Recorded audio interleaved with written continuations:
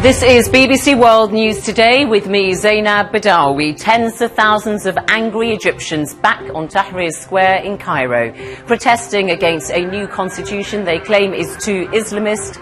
They accuse President Morsi of engineering a Muslim Brotherhood takeover of Egypt. Holed up in London's Ecuadorian embassy for nearly 6 months, we speak live to the WikiLeaks founder, Julian Assange, in a rare TV interview. Bethany, thanks very much indeed. Bethany Bell there in Cairo.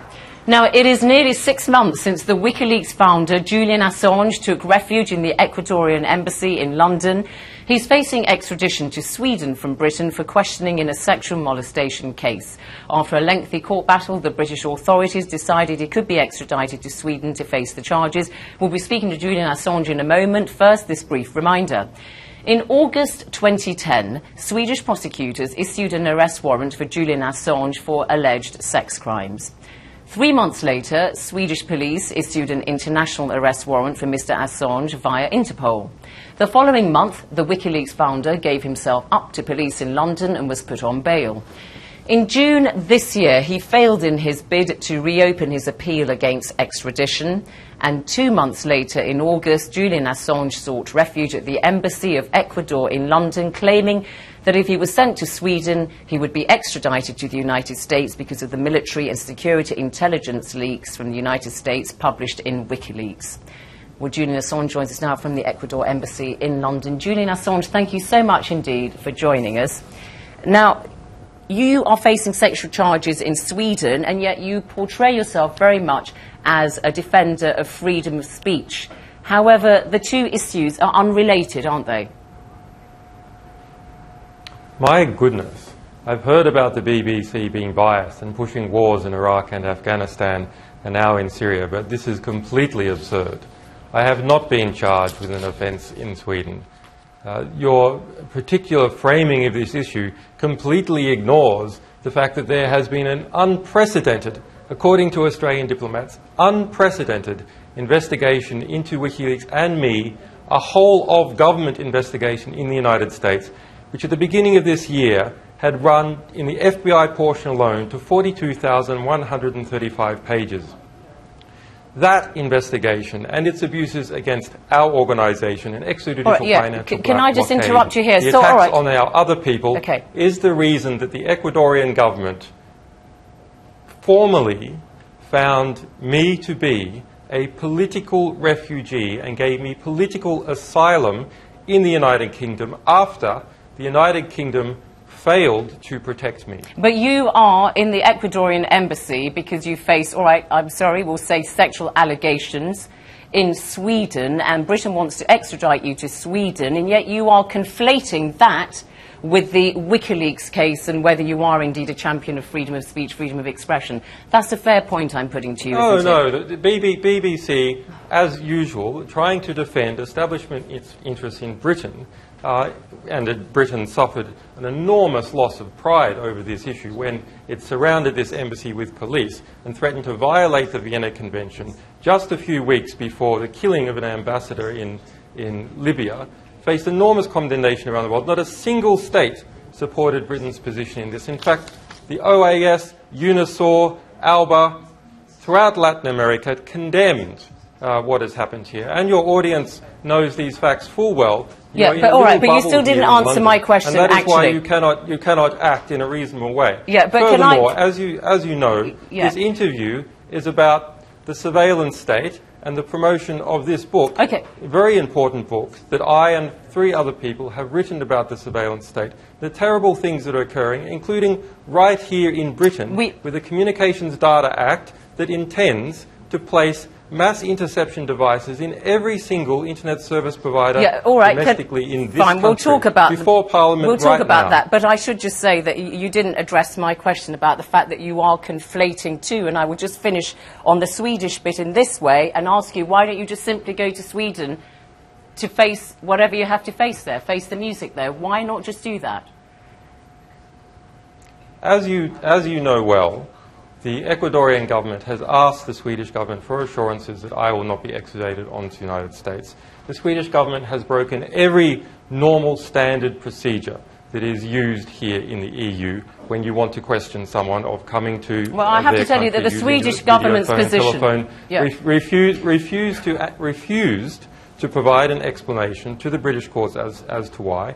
The whole Extradition Act that this is based upon, the EAW, is being thrown out by David Cameron as a result of this injustice. You're giving very obfuscatory answers.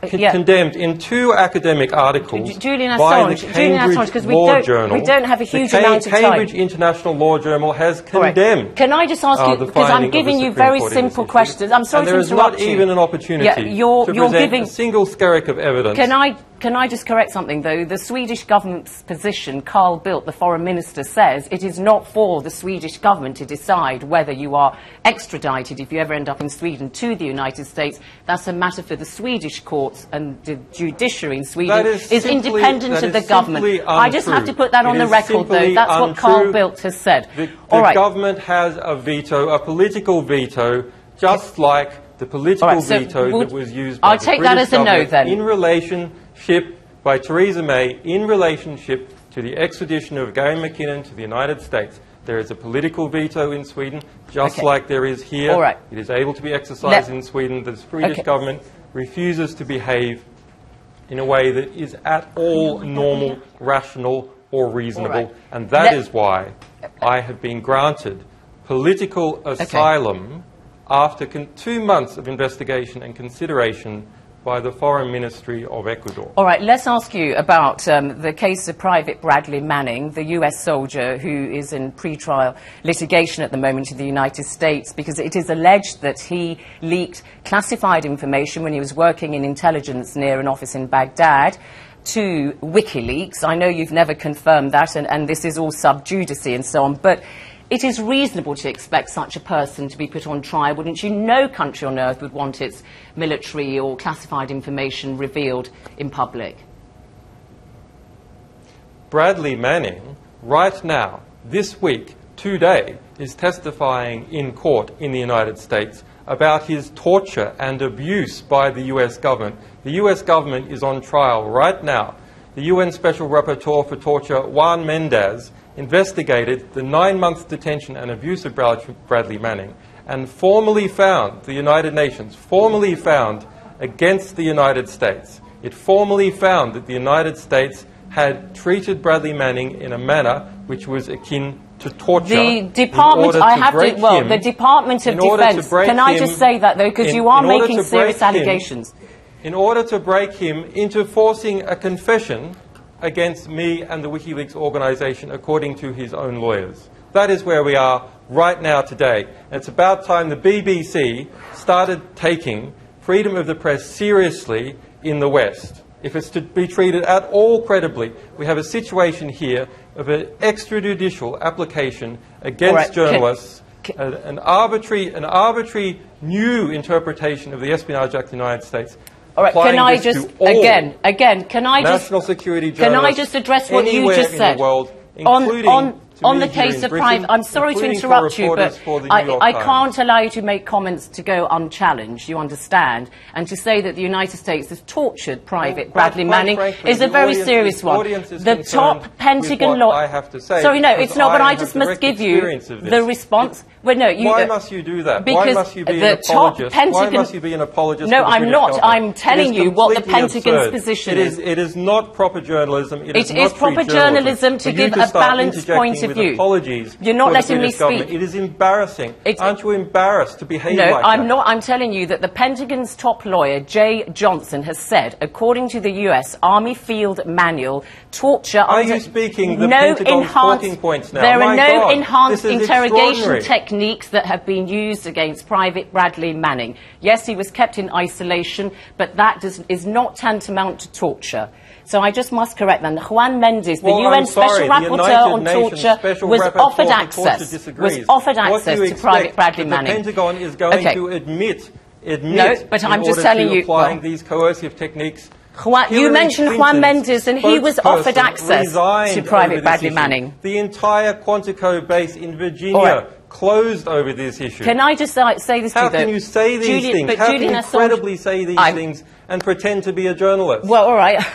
That's your opinion. But can I put this to you, that you are critical of a country like the United Kingdom, Sweden, the United States, and I put it to you that these are countries which are bastions of freedom of speech. These are not countries that are anti-democratic. Citizens' rights are upheld. The rule of law is in collapse in the West all over. Wake up. WikiLeaks as an organisation has published material from over 120 countries and about every single country in this world, with no exceptions barred. Not one.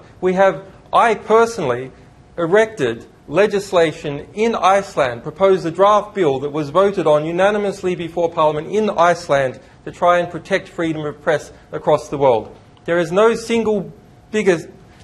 greater defender, institutional defender of freedom of press and the rights for journalists to publish the truth than this organisation. Okay, so we have fought with our lives for freedom of the press. Where do you take your fight now, Julian Assange? Because there you are, in the embassy of Ecuador. You can't stay there forever, can you? What happens next in your case? Well, what happens next in my case is that we write important books about the world which show how, as the internet is moving on into every single society, it is also moving into a mass surveillance system. Now, there's not just me who's saying that. There are very fine reporters at the Washington Post with Top Secret America, fine reporters at the New Yorker who are saying exactly the same things. But this is a book that pulls it all together. All right. Can I just very briefly, there have been reports that you are suffering from some kind of, I don't know if you can hear me, some kind of infection, chronic lung infection we've been heard. We take it that your health is all in order. Look, the BBC has never cared about my health when I was in prison. It never cared about my health when I was under 2 years of house arrest. And now it cares about my health because this building is surrounded by police, and apparently it hopes I will be forced out in a coughing fit to be arrested outside. Julian Assange at the Embassy of Ecuador, thank you very much indeed for that robust interview. Thank you so much. Now, let's take a look at some of the day's other news in brief. Britain has announced